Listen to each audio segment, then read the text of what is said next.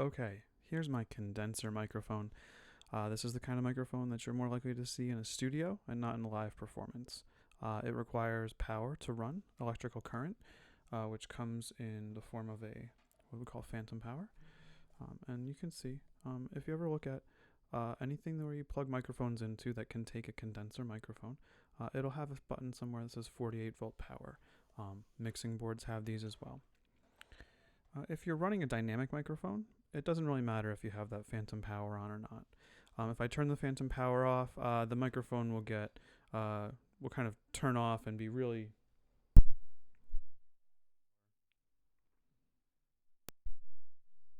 turn the phantom power off, you can't really hear anything. It will pick up a little bit of a signal. Anyway, so condenser microphones, this is a studio microphone. It also has what's called a shock mount, meaning that it's kind of suspended on these elastic pieces here. Notice that when I speak off axis, it doesn't change the sound too much.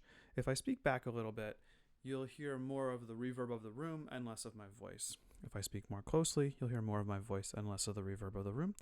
That's true for any microphone. What I'm going to do right now is I'm going to show you one or two of the features of this microphone. One is the pop filter here. If I don't have the pop filter, you'll hear that the P's, please bring the pizza, and the B's, those plosive vowel or consonants, they sound, they're pretty objectionable sounding. The pop filter takes the edge off of those. One other thing I'm going to do is play an instrument for you. If I play trumpet, I'm going to play it just normally. It'll overwhelm the microphone a little bit. I'm actually even going to turn the gain down.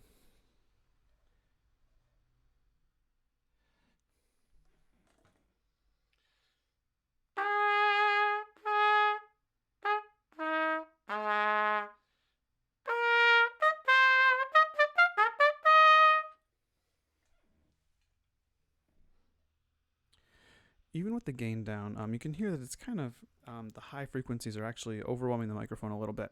So this microphone, and lots of condenser microphones, like if you have a blue Snowball or a blue Yeti microphone, those are really popular condenser microphones.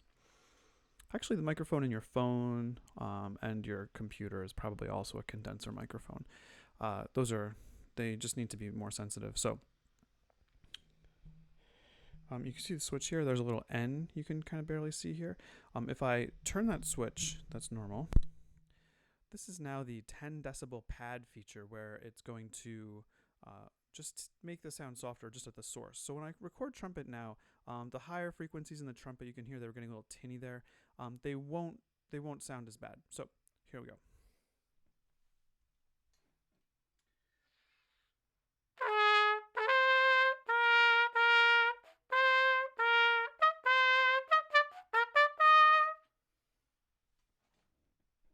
So sorry you had to hear that. Anyway, but you can hear that that pad feature actually does make a difference. Let me turn it off.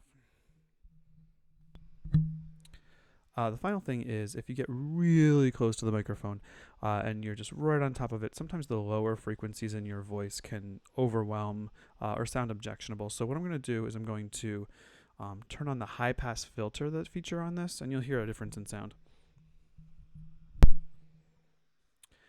It sounds a little tinnier, and actually I'm going to turn the gain down a little bit. Usually what happens is there. So now you can hear that some of those low frequencies of my voice are not quite so prominent. That's an overview of the condenser microphone, and I hope that you have enjoyed it.